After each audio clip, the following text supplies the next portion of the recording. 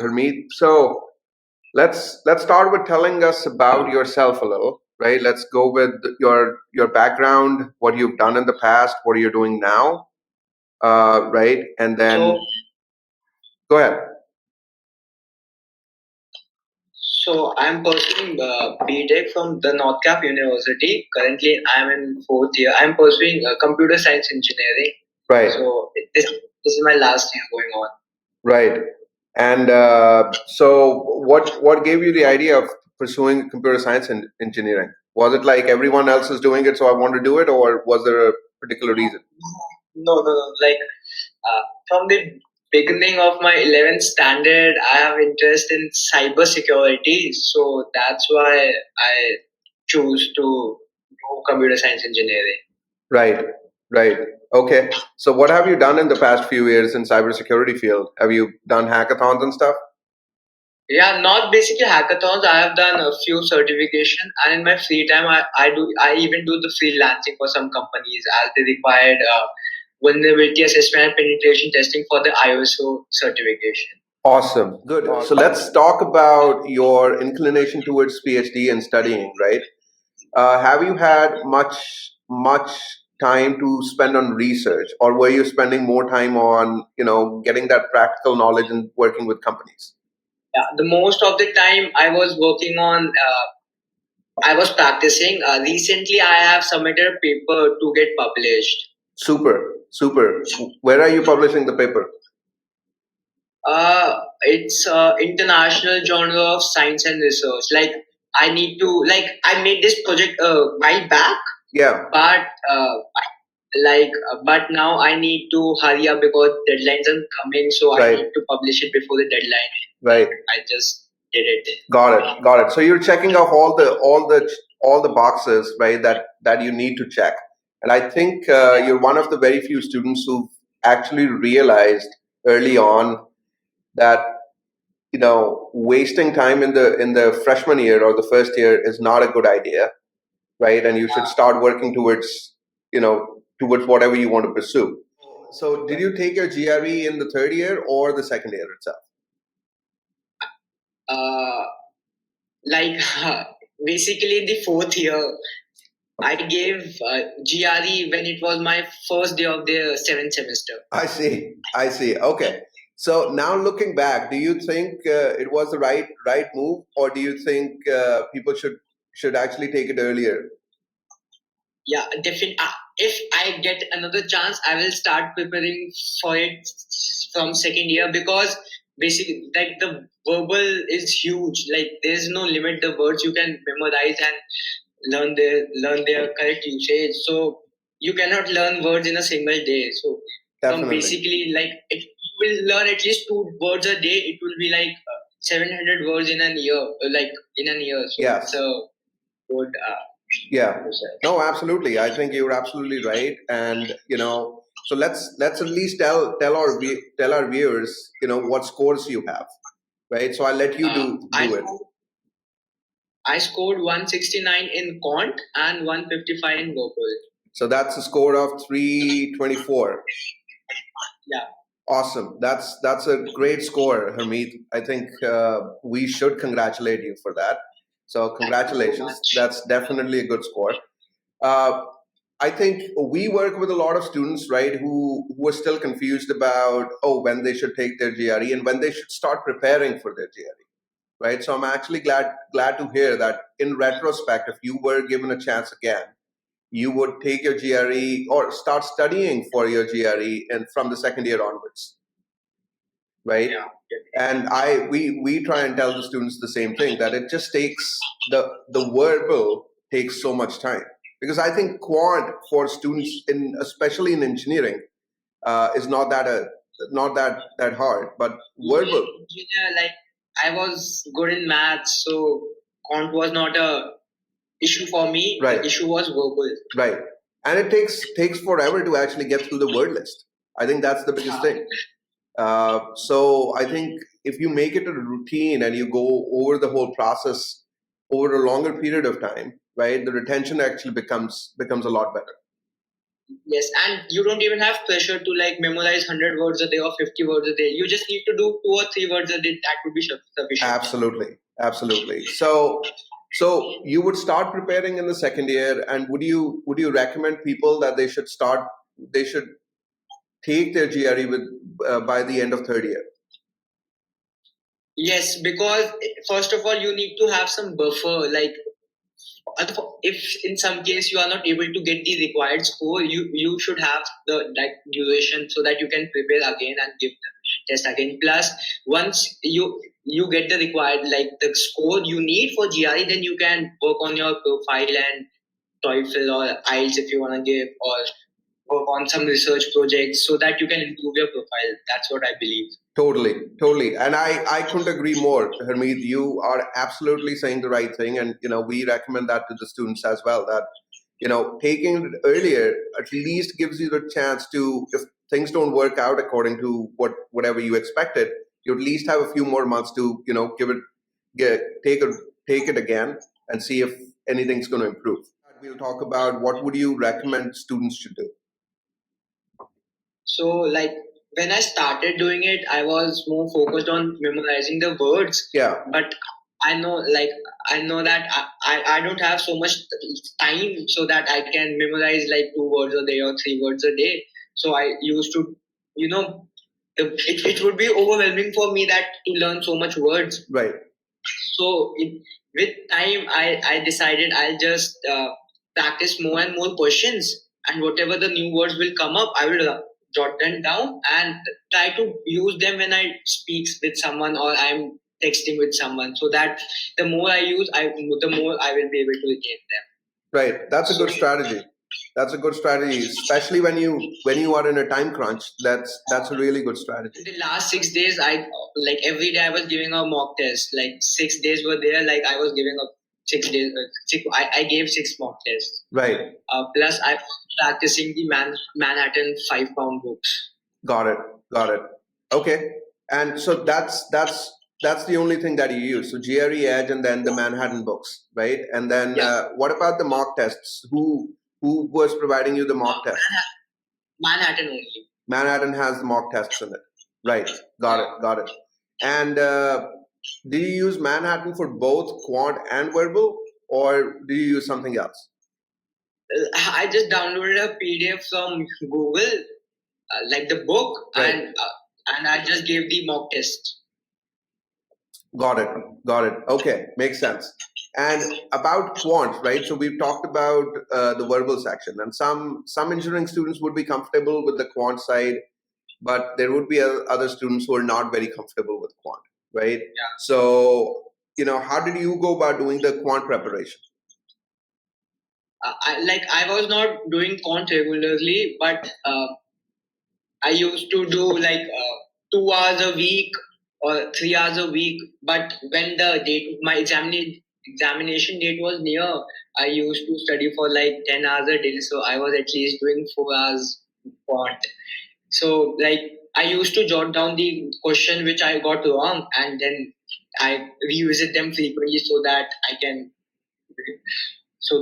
it doesn't get wrong in future. Right, right. Okay, good. So I was saying, right, that it's sort of a misconception that people start to think that getting to the best university possible is gonna make sure that your chances of getting a job go up, right?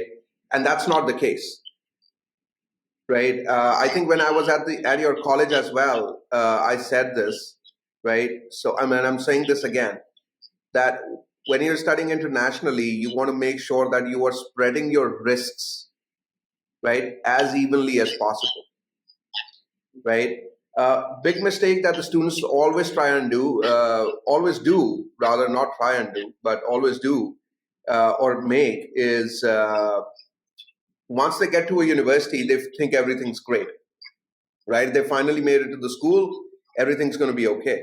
But I think the biggest challenge actually starts when you get to the campus, right? Because that is when you need to just focus again because you're in a new country, you don't understand how the systems work here, right? And try and get an internship as quickly as possible.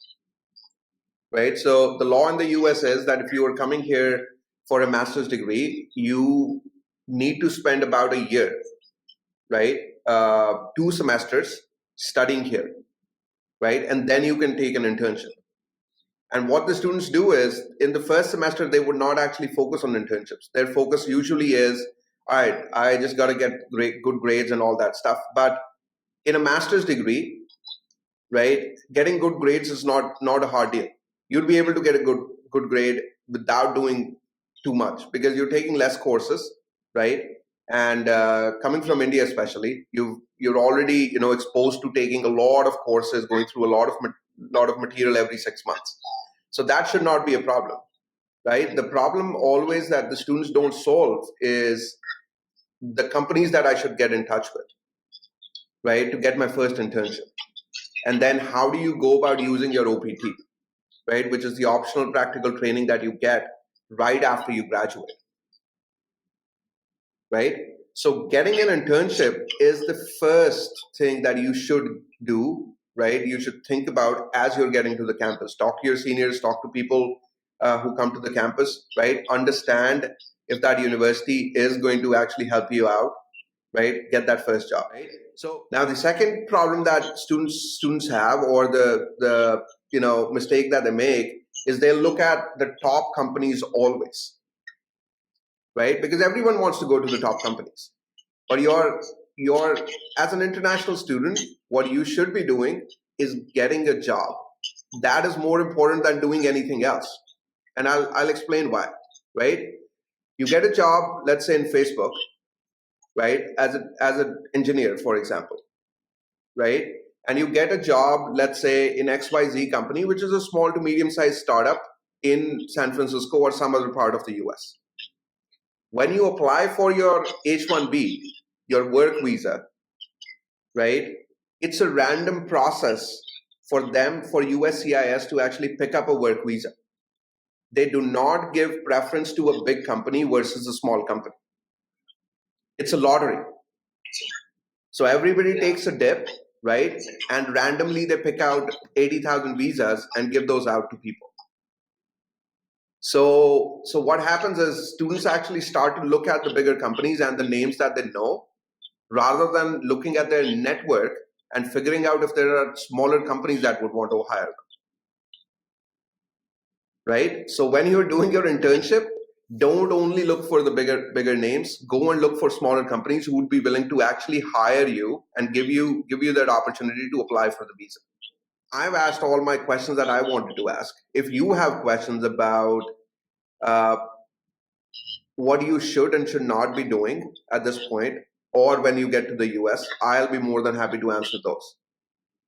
Yeah, I just have one question. Like, what does the university see in a candidate? Like, just their GP and GRE score, or what else?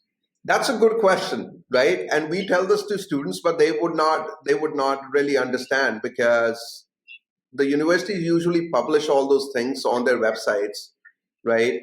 And I personally feel that it's misguided for students, right? So I think a huge weightage is given to the GRE score,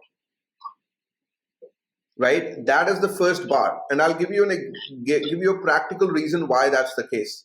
So let's assume you're applying to NYU, right? New York University, and New York University takes in about 1,000 international students every year. Let's just assume that. I don't know the number on top of my head, but that's what it is. Now students start to think that, oh, they take 1,000 students, right? We'll apply and we'll get through. What they don't look at is what is the acceptance rate for NYU, right? So if 100,000 students are applying to NYU, right, and they accept 1,000 students, that's the acceptance rate of 1%, right? And then if there are, if there's another school and there are, let's say, 2,000 students applying there and they accept 1,000 students, that then acceptance rate is 50%. But they both are accepting 1,000 students. So students are looking at the wrong number. They should be looking at what the acceptance rate looks like. That's number one. Secondly, when you apply it, right? They don't. I mean, they're people sitting there to look at your profile. When they get 2,000 applications for 20 seats that they have, their first cutoff is the GRE score. Oh no, I should say the first cutoff is the GPA, right? So if you have a 3.0 GPA and over, you usually match the cutoff requirement for all the schools, right? Now, if you have a lower GPA, which a lot of good students do, right? The way to actually make sure that you can compensate for that GPA is to get a good GRE score,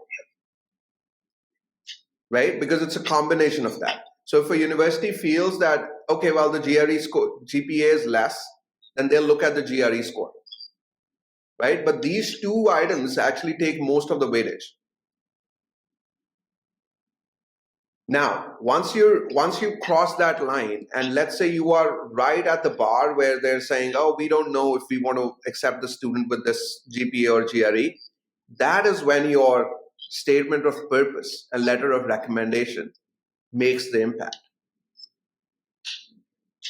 right? And we've talked to multiple students. I've talked to hundreds of students myself, right? And they would come to us and say, oh, we've seen other students getting through just because they wrote a fantastic SOP. And that's not the case. That is never the case, right? So every profile is a little different. And schools are looking for, different kind of people to actually bring in. And the problem that we sit in is we are from India, which is the biggest pool, right? And then you're from computer science, which is also the biggest pool. Yeah. Right?